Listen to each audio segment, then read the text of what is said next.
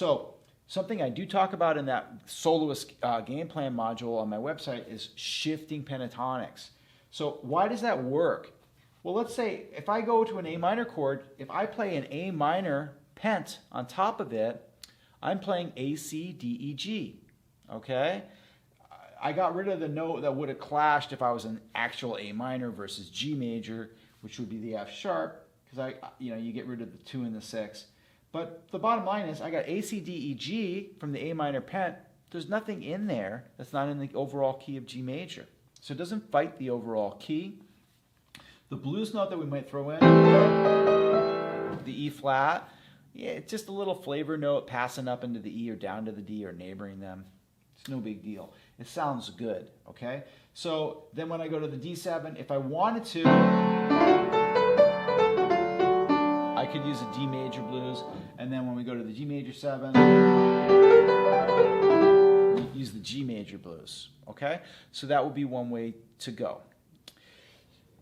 So here's the thing though, for me, I don't really like that much change, and I don't necessarily, of all the scale choices I just outlined, the one I like the least is the D major blues over the D chord, okay? So it's okay.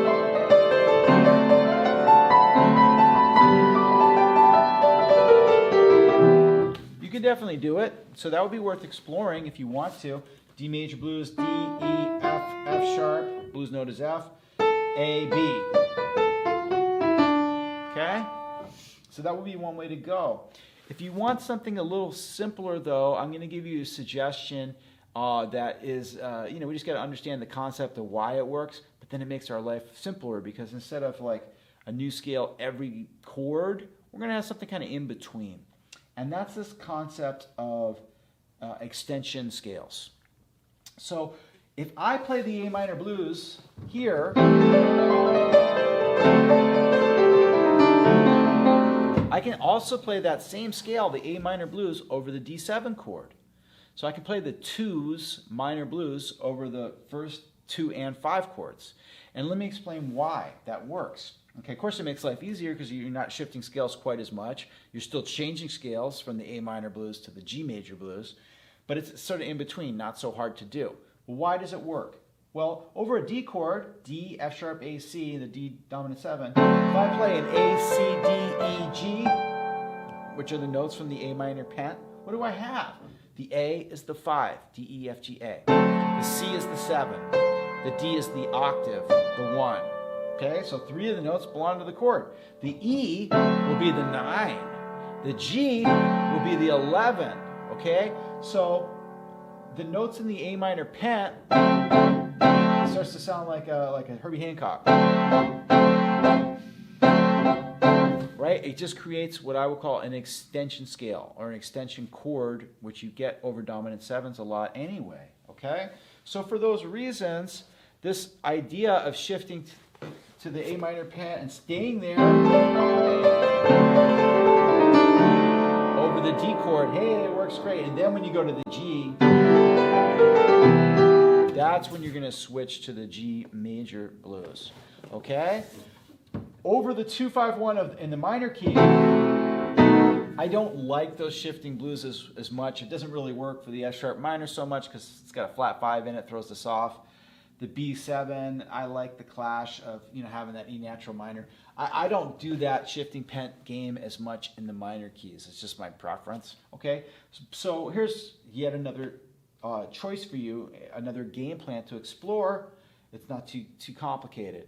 A minor blues for the 2 and the 5 of G. G major blues over the G. You can stick with the G major blues over the C. You could go back to the A minor blues over the C because an A minor blues is the same notes as a C major blues. But let's not get too complex. Let's just say A minor blues over the A and D, G major blues over the next couple chords, and then the same notes become the E minor blues for the rest of the progression. So you're just dealing with 2 scales.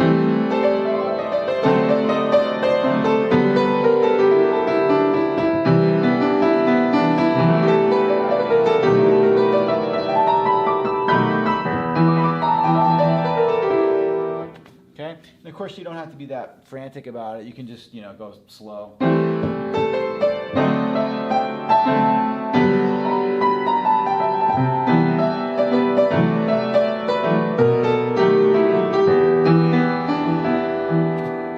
Okay? So hopefully all of that makes sense for you. And go ahead and either, you know, you can keep going with the video if you want to, or you can pause to, you know, explore it in practice. But either which way, let's go to the next idea. So if the next idea would be, let's go back to a kind of a diatonic world. And if we're going to go back to a diatonic world, but we want to play towards the chords more, then arpeggios are the way to go. Okay? So over the A minor, it's got an A, C, E, and G. Over the D7, it's got D, F sharp, and C. And then over the G chord, we've got G, B, D, F sharp.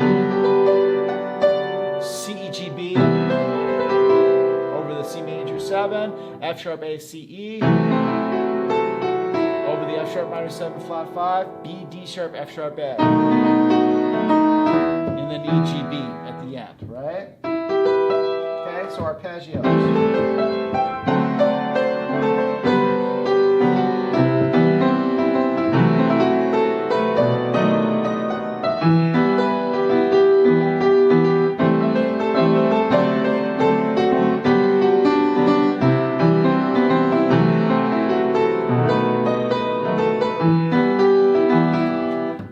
Okay, and you know, so that's something super, super worthwhile to explore.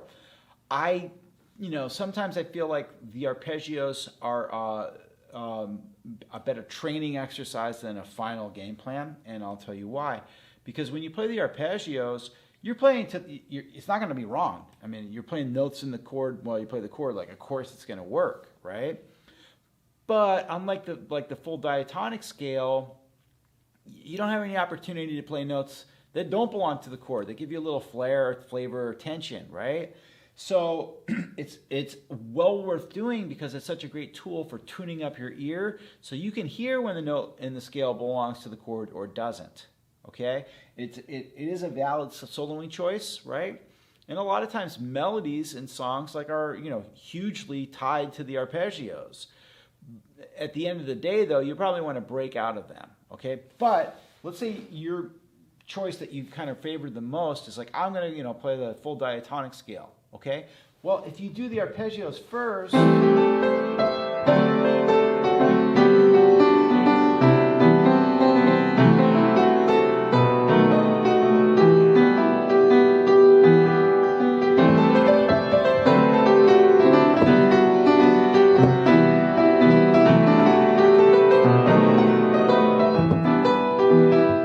it's going to influence your scale choices when you go back to the full scales, okay? So it's absolutely a very, very, very important tool. And, you know, especially jazz, because jazz is so much about the chord progression.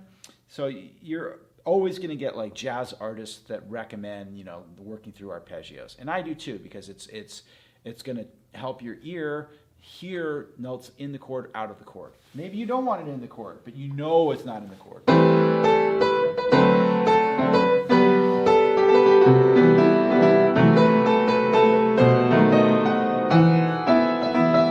Okay, so in the beginning I did a little... I knew the beat didn't belong to the chord, but I liked it and I resolved it to a note that did belong. So 9, 1, 2, 6, 5, over the same notes, B, A, B, A. This is the 9 and the 1, or 2 and 1 of A minor. This is the 6 and 5 of the D7. This is the 3, 3, 2, 1, B, A, G over the G chord, you know? So I can hear it when it belongs.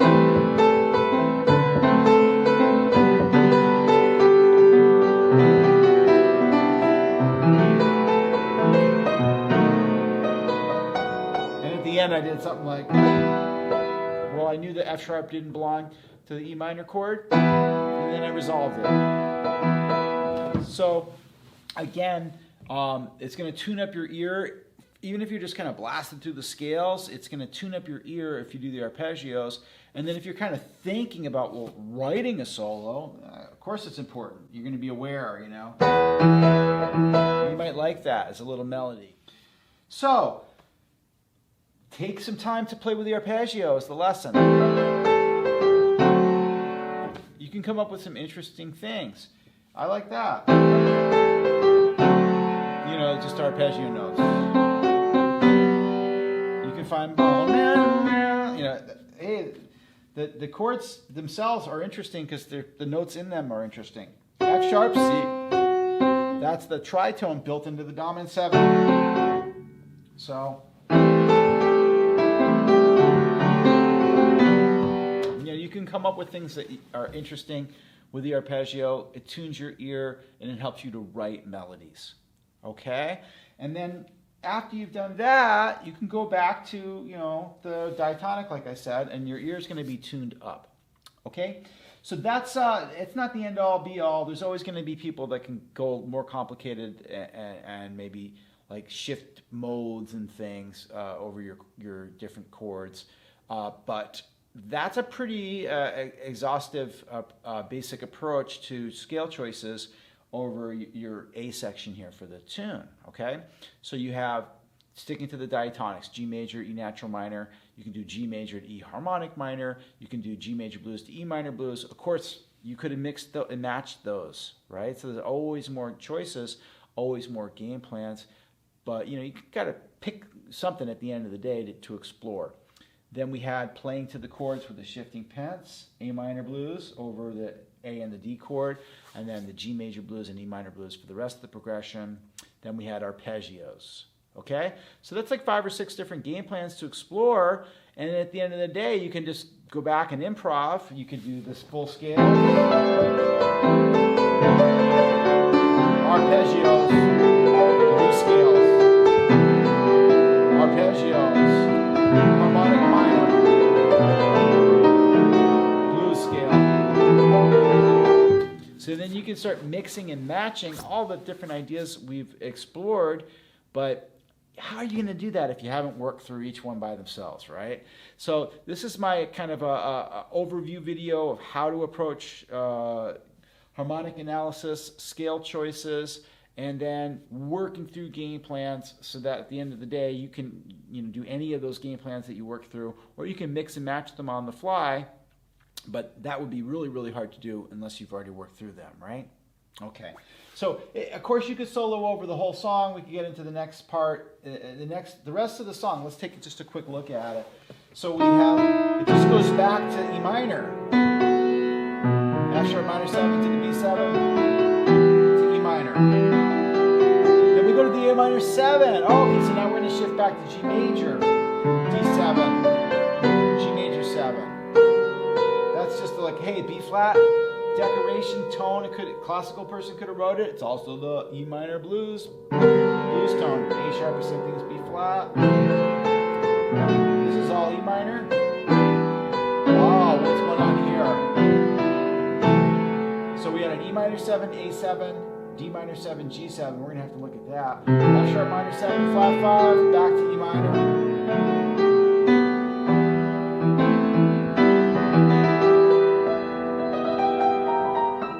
Okay, yikes, sounds out of tune.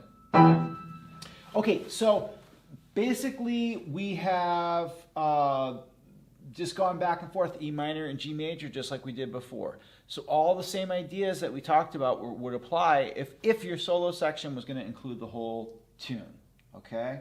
And as a quick aside, a lot of times in like community colleges or high school, like when you work through a jazz tune, a lot of times what they do is like, because it's honestly, it's not the best for the listeners. It's not the best for the audience. It's really a learning tool, and I wish they wouldn't do it in performances. I wish they'd keep it in the classroom.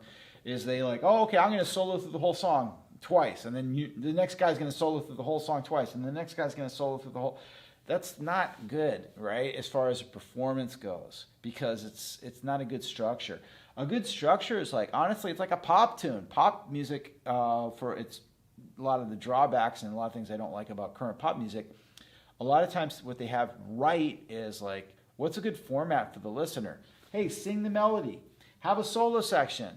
You know, and does the solo section have to be the whole song? No. You know, maybe it's just for the A section with a repeat. So you just go through the A section twice. That's enough for a tune, for a recording or a live performance, and then you're back to singing. You know, you're back to whatever, you know, the main melody if it's not sung.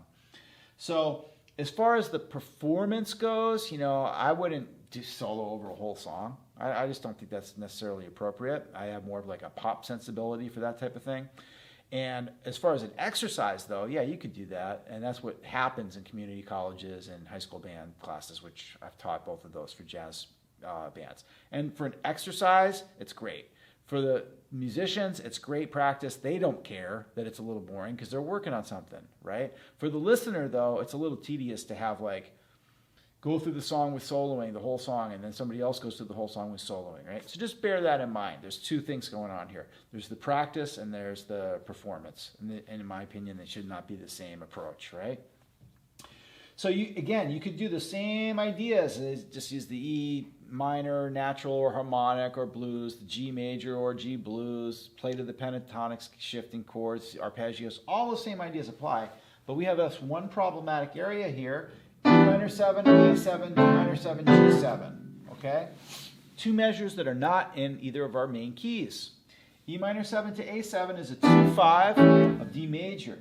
D minor 7 to G7 is a 2-5 of C major. We're doing a little shift, okay? We were in E minor, now we're in D major, then we're in C major. We're kind of shifting down, okay? So for soloing over those two measures, you were just coming out of the E minor.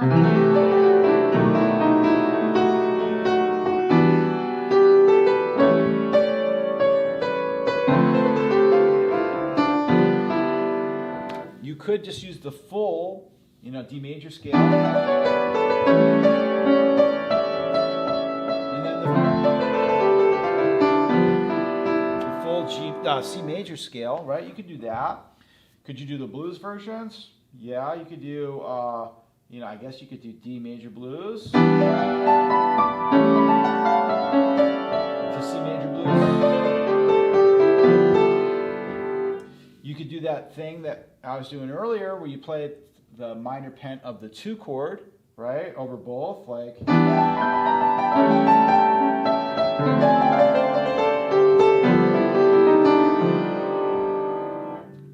Or you could do, you know, so I did E minor blues over the E minor 7 to A7. I did D minor blues over the D minor 7 to G7. Maybe that doesn't sound right to you or you don't like it. You could do the E minor blues over the first two. I kind of like that. Maybe because that's the overall key we're in anyway. But then over this guy, maybe the C major blues. Okay? So for that section, you could explore the full D major scale to C major scale. You could explore maybe E minor blues to C major blues. So different concepts, even though they're both 2-5s. And then another idea is, hey, what if we go back to the arpeggio idea? That's very useful sometimes for writing little phrases. And this is the problematic area because we've got a lot of key changes happening very quickly out of nowhere, right? So sometimes that's worth composing something for. So if I was going to compose something for like quick key changes, I might revert to arpeggio notes. Just pick out notes that belong to the chord.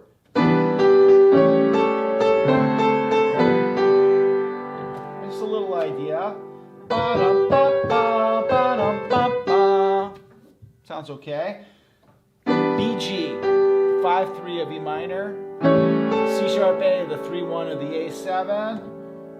AC, 7-5 of D minor 7, BG, 3-1 of G, right? So again.